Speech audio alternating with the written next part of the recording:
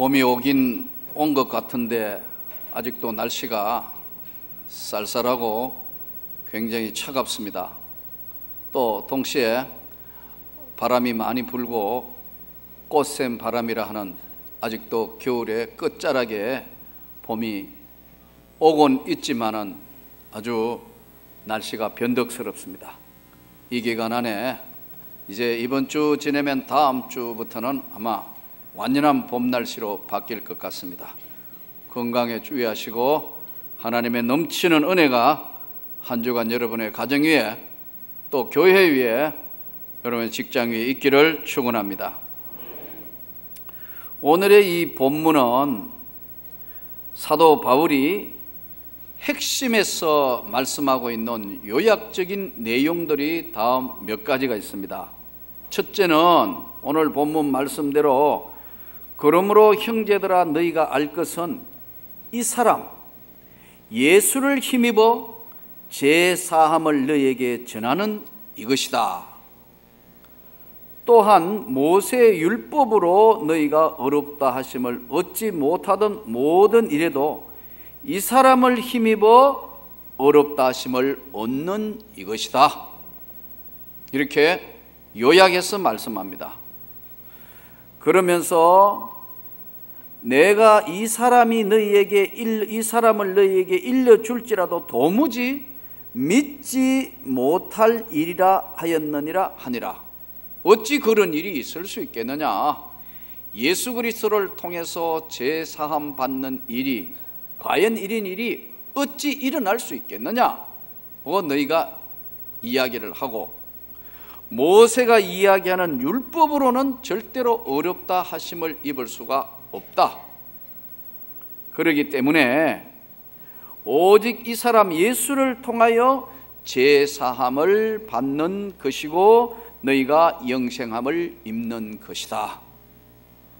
그러니까 유대인과 유대교에 입교한 경건한 사람들이 많이 바울과 바나바를 따른 이 두 사도가 더불어 말하고 마지막 부탁이 항상 하나님의 은혜 가운데 있으라 권하니라.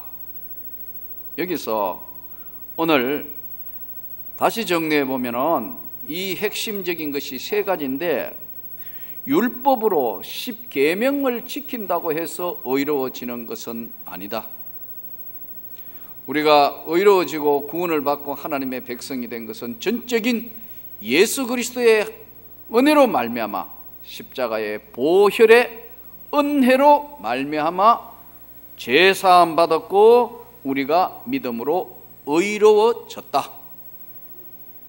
그러면서 내가 이 이야기를 여러 사람들에게 많은 이야기를 했지만 다른 사람들에게 또 너희에게 일러줄지라도 도무지 믿지 못할 일이라고, 믿을 수 없는 일이라고 이야기를 했다. 그러나 너희는 항상 하나님의 은혜 가운데 있으라 권하니라.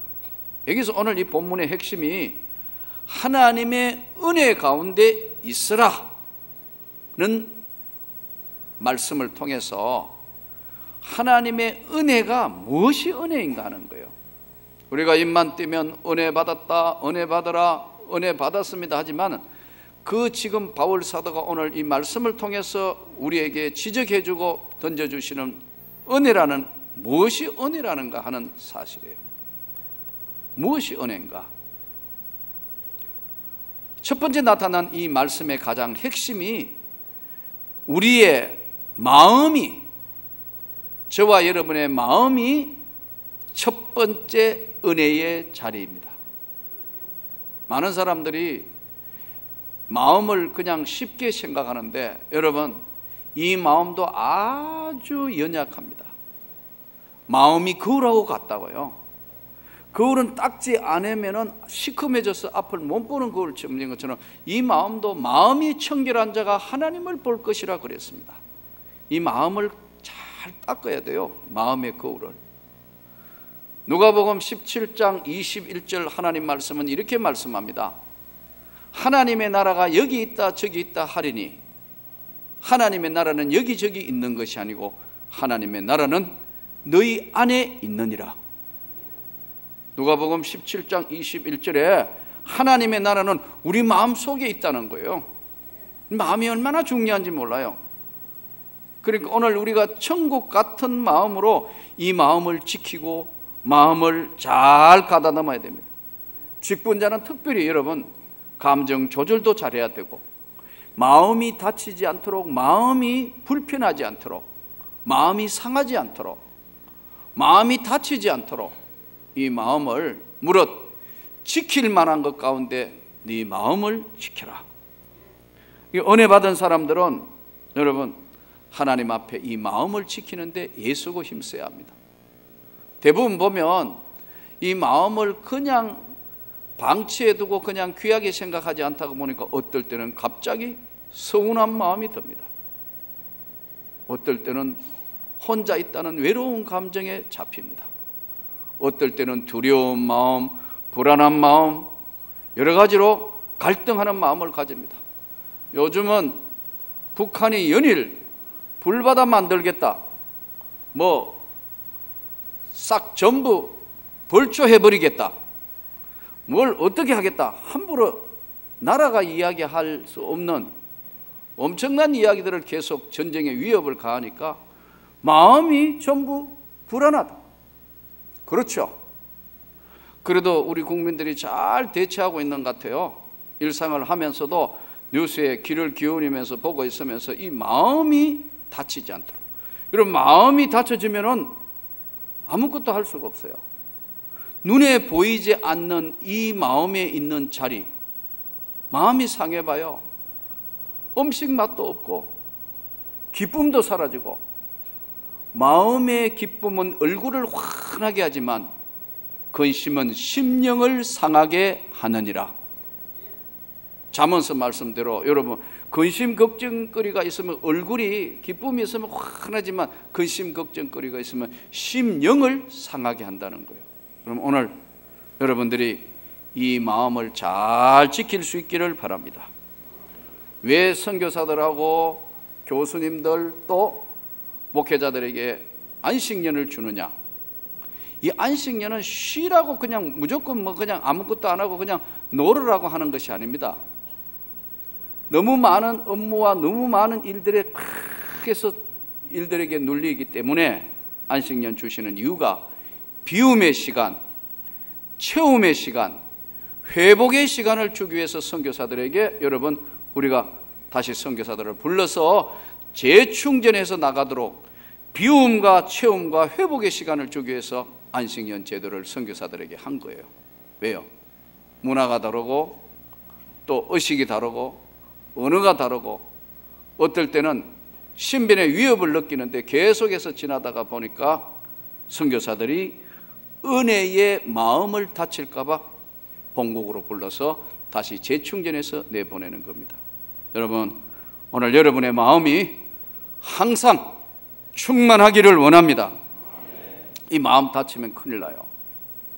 한번 그냥 쉽게 생각하지만요, 육신의 눈은 여기 우리 육신의 자리는 뭐 칼로 베였다 부러졌다 이게 눈에 보이니까 그런데요, 눈에 안 보이는 마음을 다치면 굉장히 오래 가요. 이것도 많은 시간 회복하는데 시간이 필요해요. 나는 여러분의 마음이 천국의 마음이 되기를 원합니다. 이 마음 속에 마음의 천국이 이루어져야 감사하게 되고 축복받게 되고 하나님의 영광이 돼요. 예수님께서 신약 성경에 보면은 천국에 대한 비유를 참 많이 말씀하셨어요. 천국은 마치 뭐하고 같다 뭐하고 같다. 제일 많은 비유가 마태복음 13장이 천국에 대한 비유가 많아요. 천국은 마치 씨 뿌리는 비유와 같다. 씨를 뿌리러 나가서 씨를 뿌리는 것과 같다. 어떤 말씀은 어떤 사람에게는 씨앗이 길가에 떨어지고 가시밭에 떨어지고 돌밭에 떨어지고 좋은 땅에 떨어졌다. 좋은 땅에 떨어진 것은 30배, 60배, 100배의 결실을 맺는다. 너희가 은혜 속에 머문다는 거, 은혜가 뭐냐 하니까요, 여러분, 자기 자리에 있는 게 은혜입니다. 행복이란 게 뭐냐면 멀리 돌아다녀서 얻는 게 아닙니다. 자기 자리 지키고 있는 게 그게 행복이라는 겁니다. 깨닫지를 못해요. 그래서 길가에 있는 사람은 하나님이 우리에게 은혜를 주셨지만, 오늘 바울 사도가 세상 사람들은 율법 지키면, 유대인들은 율법 지키면 의로워지는 줄 알고, 또 세상 사람들에게 예수 그리스도의 이야기를 해도 관심도 없고 어째 그런 일이 있느냐 믿지도 않지만, 너희는 믿음으로 말미암아 예수 그리스도로 말미암아 의로워졌으니까 은혜 속에 항상 머물러 있어라. 그 은혜의 첫 번째 자리가 네 마음을 지키라는 거예요. 아멘. 하나님 앞에 오늘 우리가 마음을 지키며 살아야 된다. 천국 같은 마음이 다치지 않도록 조심하면서 이 말씀으로 항상 이 마음을 지키라는 겁니다. 데이비드 브링클린이라는 사람이 그 책에 보니까 이런 이야기를 썼어요. 하나님은 늘 맛있는 빵과 귀한 것을, 곡식을 주지만 어떨 때는 하나님이 빵을 주시다가 벽돌을 주실 때가 있다. 이때 하나님의 은혜를 잃어버린 자는 빵을 구했는데 웬 벽돌이야 하고 벽돌을 발로 차서 발가락까지 부러뜨리는 사람이 있다. 그렇지만 어떤 사람은 왜 벽돌이 나에게 왔을까? 이 벽돌을 귀한 것인 줄 알고 하나하나 쌓아서 집을 짓는 사람도 있다. 여러분, 항상 좋은 환경만 계속되는 건 아니에요. 장사해봐요. 항상 남는 게 아니에요. 딱 장사될 때가 있어요. 그때 미리 잘 보고 여기까지 따다닥 할 수 있는 사람, 그 사람은 안목 있는 사람이에요. 사업 항상 잘 되는 게 아니에요. 우리가 있는 직장 항상 만세반석이 아니란 말이에요. 출렁거리는 세상 속에서 이렇게 되다가 저렇게 되다가 이렇게 되다가 바뀌고 또 바뀌는 것이 세상사예요. 그래서 여러분들이 마음을 잘 지킬 수 있기를 바랍니다. 어느 여선생님이 아마 대학 다닐 때 자기하고 사귀었던 남자분이 굉장히 멋있었던 것 같아요. 이 과를, 철학과를 나왔는데 이 남자는 현실성이 아니고 굉장히 비현실적인 사람이에요. 철학적인 사람이 돼서 항상 인류의 미래를 걱정해요. 여러 가지 철학적. 두 사람이 결혼을 했어요. 결혼을 했는데 30년 동안 한 번도 직장에 안 나오고 계속 인류의 미래만 걱정해요. 그럼 그 집은 어떻게 되는 거예요? 처음에는 멋있던 남자, 멋있는 철학적인 멋있는데 결혼은 여러분 삶입니다. 현상이고요. 기독교는 여러분 철학이 아닙니다. 기독교는 삶의 종교입니다. 기독교는 생명의 종교입니다. 삶 속에 어떻게 녹아나느냐 하는 것이 기독교의 생명입니다. 여러분이 있는 직장 자리에서의 예수를, 여러분들이 있는 그곳에서 어느 장소 어디에 있더라 거기에 예수를 이야기하는 것이 철학이 아닙니다, 여러분. 그래서 이 선생님이 남편하고 결혼을 해가 남편이 너무 멋있고 철학적이 좋았는데 막상 결혼하고 했는데 30년을 직장에 한 번도 안 가고 계속 인류의 미래만 걱정하기 때문에 참 여러분 가정은 어떻게 됐겠어요? 그 여선생님이 엉엉 우는데 왜 우느냐 하니까 우리 남편은 인류의 미래만 걱정하는데 내 걱정을 한 번도 안 한다는 거예요. 여러분 이건 비현실적인 사람입니다. 비유의 이야기지만 말도 안 되는 얘기예요. 기독교는 삶의 종교고 현실의 종교고 하나님의 생명의 종교입니다. 여러분 마음을 다치지 않도록 현실 속에서 잘 보면서 마음을 지키면서 하나님의 말씀대로 살아가야 합니다. 씨 뿌리는 비유 마태복음 13장에 보면 길가에 가시밭길, 돌밭, 좋은 땅에. 길가는 뭐죠? 은혜를 입었지만 항상 바쁜 마음에 한 번도 집중을 못합니다. 또 가시밭은 세상 재리와 염려 때문에 믿음이 자라려 하면 가시가 누르기 때문에 자랄 수가 없어요. 은혜 속에 산다 해도 가시가 눌어서 은혜를 유지할 수가 없어요. 돌밭에 떨어졌다는 것은 돌밭은 딱딱하기 때문에 뿌리를 내릴 수 없어요. 좋은 땅에 뿌리였다는 것은 30배, 60배 결실을 하느니라. 여러분 오늘 이 마음을 잘 지킬 수 있기를 바랍니다. 마태복음 13장에는 가라지 비유. 왜 가라지가 생길까요? 악한 마귀가 와서 밤에 아무도 없을 때 가라지를 확 뿌려놓고 가기 때문에 우리 마음이 잡초밭이 돼가지고 항상 좋은 밭이 아니고 또 가라지가 자라기 때문에 풀을 뽑아줘야 된다는 거예요. 농사 지어 보셨죠? 우리 마음을 관리해야 된다는 비유의 말씀입니다. 겨자씨 비유.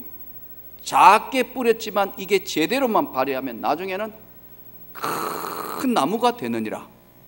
새와 많은 것들이 깃드는 나무가 되느니라. 누룩 비유.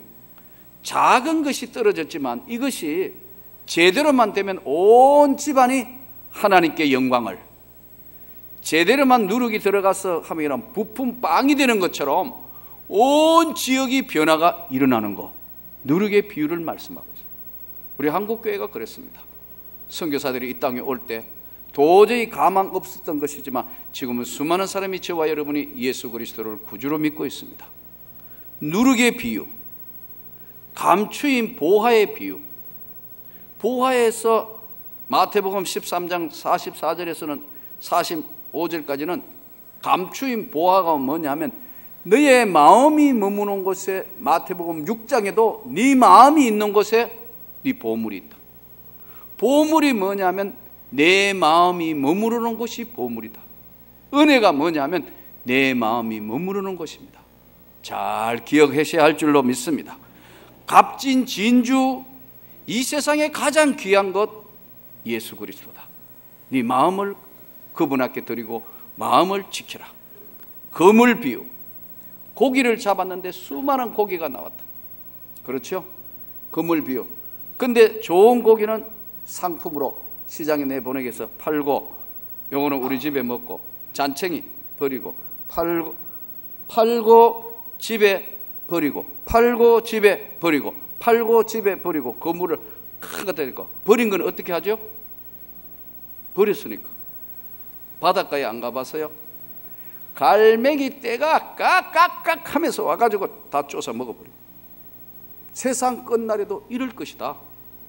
천국은 마치 바다에 그물을 때 각종 그물을 때려서 이거는 상품 아주 좋은 거 팔고, 이거는 우리 집에서 먹고, 이거는 버리고. 그래서 세상 끝날래도 이렇게 되리라. 너가 예수 그리스도가 주신 은혜 속에 마음을 잘 관리하며 머무르라는 메시지입니다. 새 것과 옛 것, 옛 것은 율법, 새 것은 복음, 천국 창고에서 다 끌어내서 사용하는 것과 같으니라. 무자비한 종 중에서 하나님의 은혜를 모르는 종은 어떻게 처리한다는 대한 메시지입니다. 마태복음 20장에는요 포도원 일꾼에 대한 비유를 합니다. 예수님이 이렇게 이야기하죠. 어느 포도원에 이제 일을 해야 되는데 일꾼들을 모집한다. 이른 아침에, 또 오전에, 점심때, 난 12시에, 오후 3시에, 오후 5시 됐는데도 아직도 장터에 나가니까 일거리 없어가지고 몽하는 사람이 있어서 너도 들어가라. 해가 지자 주인인, 포도원 주인이 이제 노임을 주는데 한 데나리온씩 하루 일당 월급을 제일 늦게 오후 5시경에 온 사람한테, 해질녘에 온 사람한테 일당 1데나리온 주니까 아침에 일찍 온 사람들 생각이 어떨까요? 어떨까요? 적어도 5배, 7배 일했으니까 적어도 5데나리온이나 7데나리온 받을 거다. 이렇게 기대한다 이거예요. 예? 근데 포도원 주인은 계산을 어떻게 합니까? 계산을 딱 나누는데 1데나리온 일찍 온 사람이나 아침 이른 새벽에 온 사람이나 저녁 오후 5시에 온 사람이나 해지고 끝났으니까 그 뭐 시간 해봤자 얼마 일했겠어요? 한두 시간밖에 안 했는데 똑같이 나눠주니까 왜 이렇게 하느냐고 주인에게 항의를 하는 얘기가 성경 마태복음 20장에 나오는 포도원 일삭장 비유입니다. 주인이 뭐라고 이야기하죠? 내가 그대하고 계약을 했을 때 1데나리온으로 해서 오지 않았어요? 내 것을 가지고 내가 하는데 그대가 왜 불만이냐? 그러면서 메시지가 아주 무섭게 나갑니다. 나중된 자가 먼저 되고 먼저 된 자가 나중되는다. 여러분, 교회 안에도 예수 대를 믿어서 오래 믿은 사람이 있습니다. 몇 대째 믿는 사람들요. 어떤 사람은 이제 예수 믿은 지 1년도 안 되고 한 몇 개월밖에 안 됐는데 열심히 하는 사람이 있습니다. 아주 열심히. 그야말로 참, 그래서 놀라서 그 전에 믿었어요? 아니요, 여기 교회 처음 나왔는데요. 그래요? 성경은 나중된 자가 먼저 되고 먼저 된 자가 나중된다는 거, 오래 믿었다고 자랑할 건 못 된다. 예수를 어떻게 믿느냐가, 지금 현재 믿느냐가 중요하다는 메시지를 예수께서 천국에 대한 비유로 던져서 우리에게 말씀합니다. 또요, 마태복음 22장에는 가면요, 혼인잔치 비유의 이야기를 합니다. 천국은 마치 잔치집하고 같다. 혼인잔치장 딱 벌려놨다. 그런데 잔치 다 벌려놓으니까 오라 하니까 바빠 못 온다. 장사 때문에, 뭐 이것 때문에 못 온다. 사업차, 뭐 일 벌어져가 아무도 못 온다. 그러니까 임금이 뭐냐면 길거리 가가 사거리 가서 누구든지 잔치 벌려놨으니까 먹으러 오라고 해라. 잔치 벌렸네, 오라 해라. 사거리 길거리 사람들 확 데려왔다. 잔치가 무르익고 다 끝날 쯤에 임금이 나타나서, 적어도 잔치에 오라 했으면 예복을 입고 와야지, 스리빠 덜덜덜덜 끌고 오고 뭐 그냥 뭐 와가지고 왔다 갔다 하고 이렇게 해가지고 하는, 전혀 준비되지 않은 자에게 저 친구는 바깥 어두운 데 내쳐라. 거기서 슬피 울며 이를 갈게 될 것이다. 혼인잔치 자리의 비유에도 여러분, 마음의 준비를 가지고 항상 세상을 살아라는 강력한 은혜의 메시지입니다. 마지막 비유가 열처녀 비유입니다. 열처녀 비유, 마태복음 25장에 나오나, 천국은 마치 신랑을 맞으러 간 신부와 같으니, 처녀 10명이 지금 신랑이 오도록 기다리가 처녀 10명이 모였습니다. 여러분, 처자 10명이면 얼마나 시끄럽죠? 정신없습니다. 여러분, 내가 카페에 보니까 10명 앉으니까 카페가 시끄러워 정신을 못 차리겠다. 근데요, 처녀만 시끄러운 게 아니고 동네 아줌마도 보통 시끄러운 게 아니야. 굉장히 시끄러워. 10명, 여자분 10명이 지금 모여있다. 이 관심은 뭐냐면은 결혼에 대한 관심이거든요. 혼수가 어땠다, 누구는 뭘 해왔어, 어떻게 돼서, 남자 잘생겨서 못생겨서, 뭘 한대, 뭐 온갖 이야기가 난무하지 않았겠습니까? 아무 관심이 없으니까 그 여러분 무슨 이야기를 했는데든 관심이 없겠죠. 보세요, 처녀 10명이 밤을 지금 지내가면서 막 하는데, 슬기로운 처녀와 미련한 처녀를 딱 성경은 나눠놨어요. 어떻게 나누냐? 슬기로운 처녀는 기름을 준비해가 딱 해가 있다. 어떻게 될 것이냐? 왜? 밤이 늦은 시간에 신랑 왔다 하면 밤은 깜깜하니까 등을 켜고 신랑 따라가야지. 슬기로운 처녀는 기름을 준비했고, 슬기롭지 못한 미련한 처녀는 신랑이 드디 오매 졸세, 그냥 기름 준비 안 해가 있다. 그런데 갑자기 밤늦게 신랑 왔다 그러니까 자다가 일어나가지고, 이제 준비된 처녀는 기름에 등을 들고 신랑 어디 있지? 어디 간대?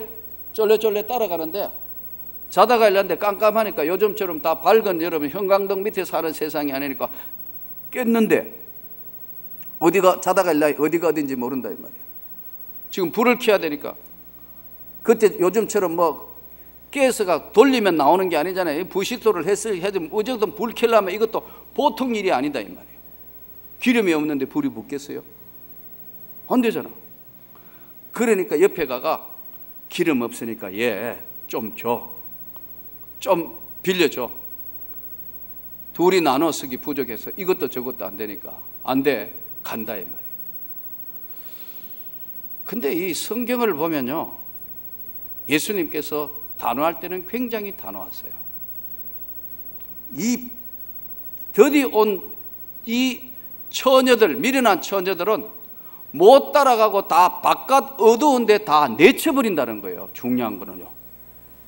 그러면 예를 들어서 기름을 한 사람 따라가면 미련한 슬기로운 처녀는 등을 들고 가고 미련한 처녀는 옷 잡고 따라갔더라, 이렇게 되어 있어야 되는데 없어.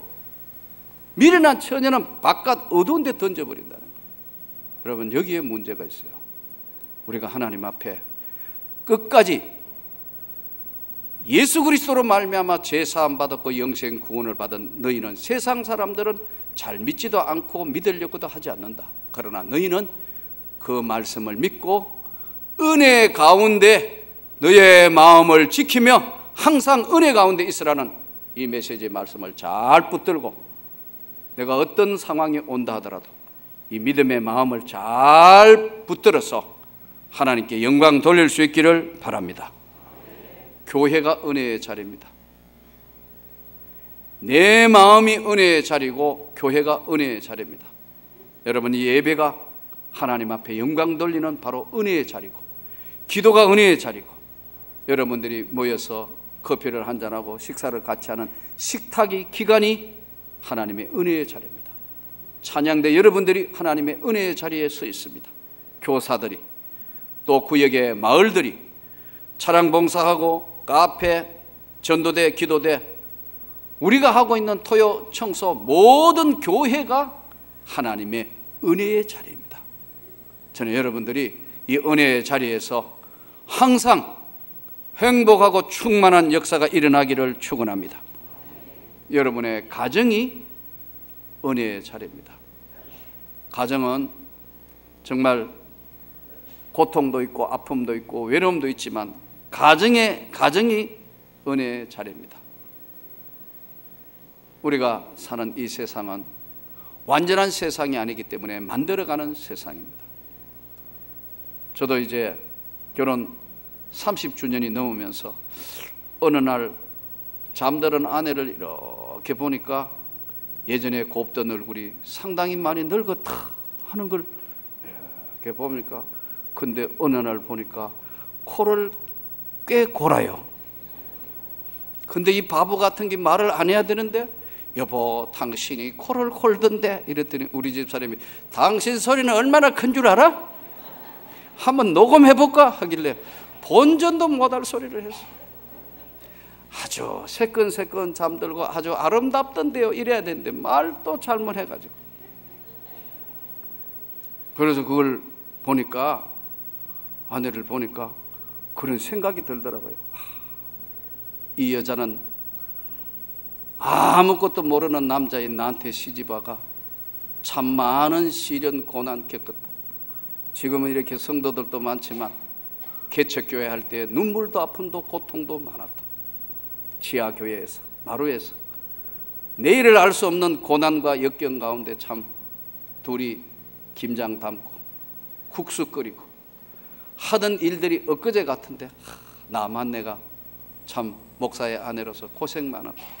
쳐다보니까 그런 마음이 들더라고요. 그래서 또 안 해야 될 말을 또 했어요. 뭐라고 이야기했냐? 야, 내가 이제부터는 당신한테 잘해줄게. 그런 거는 속으로 생각하고 가만히 있어야 되는데 바보 같은, 그러고 나니까요 이제 철들은 모양이네.